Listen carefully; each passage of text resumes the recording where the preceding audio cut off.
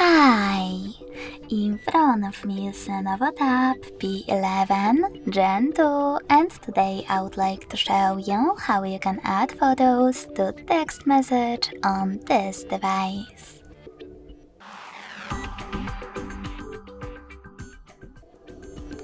First of all, you need to open Messages app.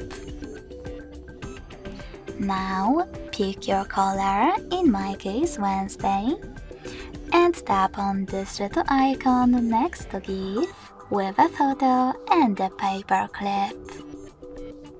Finally, you can hold one of your photos right away or select images over here. You can also click on those three lines at the top left corner and select one of those sources, like recent. Then hold your photos, and when you're ready, tap on select at the top right corner. As you can see, my pictures are over here. In order to send them, just tap on send button.